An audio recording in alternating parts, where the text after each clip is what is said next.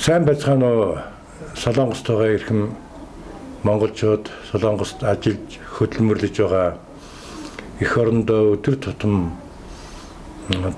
эдийн засгийн дэмжлэг өгж арга гэрээхэндээ тусалж арга гэрийнхээ амьдралыг авч яваа та бүхнийг манай ард түмний онц зөвлөл офшордох улс төрчдийг илрүүлэх ард түмний онц зөвлөл хүндэтгэн мэдчилж байна.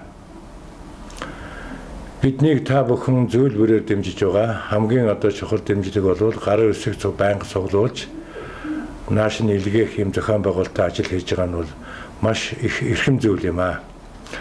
Үүнээс гадна бол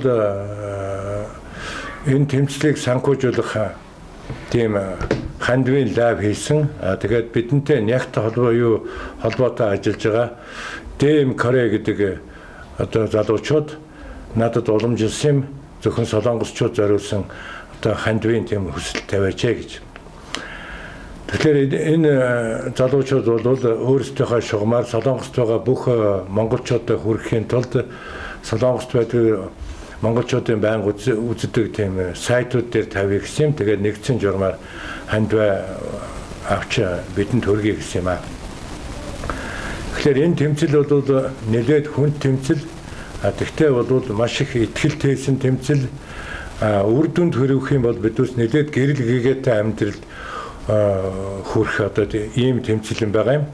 Энэ тэмцэлд бол хоёрхан зүйл байдаг юм. Нэг нь яадаг юм гэхээр ард түмний онц зөвлөлийг дуудах тэр цагт бол талбай дээр дор хаяхад 100 мянган хүн гарч ирэх. 100 мянгаас дээш хүн гарч ирэх. Энэ тохиолдолд бол биднес төртөө яг балансалж тэмцлийнхаа дээд хэмжээнд амжилтанд хүрнэ гэсэн үг. Үүнийг санхүүжүүлэхэд хүн болгоноос багч болтоо мөнгө хандивлаад энэ тэмцлүүдийг санхүүжүүлэх тухайлбал зохион байгуулалтанд оруулахын тулд аймагуд руу явахыг санхүүжүүлэх хэрэгтэй байна. Сонин санхүүжүүлэх хэрэгтэй байна. 9 дүүрэг дээр жишээлбэл Баянгол гэхэд UB Palace-д биднес мөнгө төлж асар хүнтэй уулзч тэнд зохион байгуулалтанд оруулах гэдэг ийм тэмцэл өөрөө санхүүжилт шаарддаг тийм. Түүнээс бол биднээсээ хандив хүсэж байгаа нэг тийм буйны хандив, буйны гуйлга биш юм. Энэ тэмцэлд өгсөн мөнгө болгон чинь таны хүслийг санхүүжүүлнэ. Монгол маань цэгцэлчээсээ, Монгол маань эрүүлчээсээ, Монголд маань ингээд энэ тогтолцоо зогсож эрүүл зөв тогтолцоо үүсээсэ гэсэн таны тэр хүслийг санхүүжүүлэх зүйл юм байна.